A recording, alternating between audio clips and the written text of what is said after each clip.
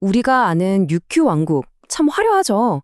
동아시아의 보석, 영광스러운 해상무역 국가, 다들 그렇게 알고 있잖아요. 하지만 그 찬란한 이미지 뒤에는요, 그곳에 살던 민중들이 겪어야 했던 정말 처절한 이야기가 숨어 있습니다. 오늘은 그 이면에 감춰진 지옥의 실체를 함께 들여다보려고 합니다. 자, 우리가 흔히 생각하는 그 영광의 무역왕국, 그게 사실은 그 안에 살던 수많은 사람들한테는 왜 지옥이었을까요? 상상조차 하기 힘든 고통의 공간이었다는데 그 충격적인 진실을 지금부터 한번 파헤쳐 보겠습니다. 모든 문제의 시작은 결국 돈이었습니다. 류큐 왕국은요, 그냥 늘 돈이 없었어요. 만성적인 재정 파탄 상태였는데, 그럼 그 부담은 누가 졌을까요? 네, 바로 가장 힘없는 백성들에게 고스란히 떠넘겨졌습니다. 아니, 왕국이 왜 그렇게 돈이 없었냐면요. 보세요. 저기 일본의 사츠마 번에다가는 엄청난 공물에 바쳐야 했죠. 또 중국에서 사신들 오면 그 접대 비용이 어마어마했고요. 에도, 그러니까 지금의 도쿄까지 외교사절단이 오가는 비용도 장난이 아니었던 거예요. 결국 이 모든 외부적인 압박을 감당하기 위해 지배층은 그 비용을 전부 농민들을 쥐어짜서 메웠다는 겁니다. 자, 이렇게 왕국이 재정 때문에 압박을 하니까 그게 마치 도미노처럼 번지면서 농촌 사회를 그냥 안에서부터 완전히 무너뜨려버리는 더 큰 비극으로 이어졌습니다.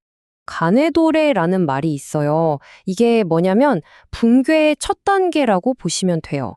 너무 세금이 가혹하니까 한 집 한 집이 버티질 못하고 결국 파산해서 뿔뿔이 흩어지는 겁니다. 말 그대로 집안이 통째로 무너져 내리는 거죠. 정말 비극적인 상황입니다.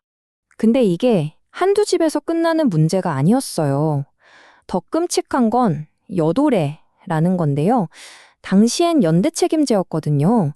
그니까 옆집이 세금 못 내고 망하면 그 세금까지 남은 사람들이 다 내야 했던 거예요. 결국엔 마을 공동체 전체가 그냥 통째로 붕괴해버리는 그런 일이 곳곳에서 벌어졌습니다. 경제적으로는 이렇게 파탄이 났는데 여기에 끊임없이 자연재해까지 덮쳤습니다. 그러니 사람들은 정말 살아남기 위해서 너무나 끔찍한 선택을 할 수밖에 없게 된 거죠. 원래 주식이 고구마였는데 이게 워낙 생명력이 강하거든요. 근데 극심한 기근이 닥치니까 그 고구마마저 자라지 않는 거예요. 결국 수천 명이 그대로 굶어 죽었습니다. 먹을 게 아예 없어진 거죠. 정말 먹을 게 하나도 없으니까 사람들이 마지막으로 손을 댄 게 뭐냐면 바로 독이 있는 소철이라는 식물이었어요.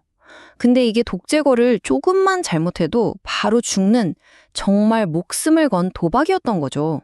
얼마나 많은 사람들이 이걸 먹다 죽었으면 나중에는 왕국 정부가 직접 나서서 소철 독 제거하는 법을 가르치고 다녔을 정도라고 합니다.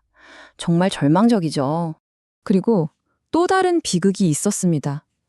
이 혹독한 세금을 어떻게든 내보려고 부모가 자기 자식을 유곽에 파는 일까지 벌어졌습니다.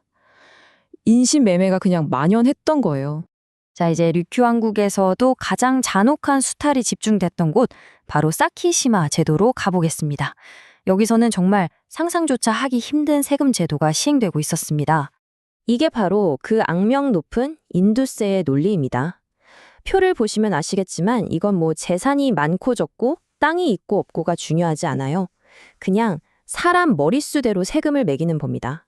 15세부터 50세까지 남자든 여자든 살아있다는 그 자체로 세금을 내야 했던 거죠. 한 명 한 면이 그냥 세금 폭탄이었던 셈입니다. 한번 생각해 보세요. 지금 당장 굶어 죽기 직전인 가족한테 갓난아이가 태어났어요. 근데 그 아기가 축복이 아니라 새로운 세금 폭탄을 의미한다면 과연 무슨 일이 벌어질까요? 네, 그 비인간적인 세금 제도가 낳은 결말은 바로 영아 살해였습니다. 인두세를 피하기 위해서 갓 태어난 아기를 죽이는 마비퀴라는 풍습이 수백 년 동안이나 이어졌다고 합니다. 이게 공동체를 지키기 위한 어쩔 수 없는 방법이라고 여겨질 정도였다니 정말 참혹하죠. 이렇게 이미 지옥 같은 상황이었는데 여기에 정말 회복이 불가능할 정도의 결정타를 날린 사건이 터집니다. 바로 1771년에 있었던 메이와 대쓰나미입니다. 85.4m. 이게 쓰나미 파도가 섬에 도달했을 때 높이라고 합니다. 상상이 되시나요? 거의 30층짜리 건물 높이의 파도가 덮친 거예요. 이건 뭐 피할 수가 없는 재앙이었죠. 이 쓰나미 한 번으로 9,313명이 죽었습니다. 야에야마 제도 전체 인구의 거의 3분의 1이 그냥 사라져버린 겁니다. 어마어마한 비극이죠. 근데 정말 기가 막힌 건 그 다음 정부의 대응입니다. 보통 이런 재난이 닥치면 구호를 해야 하잖아요? 그런데 류키 왕국은요, 구호는커녕 살아남은 사람들한테 죽은 사람 몫의 인두세까지 내라고 독촉했습니다. 산 사람들을 더 쥐어짠 거죠. 이게 말이 됩니까? 자, 이제 19세기로 넘어옵니다. 이미 너덜너덜해진 왕국에 최후의 일격을 가하는 새로운 외부 압력이 등장하기 시작합니다.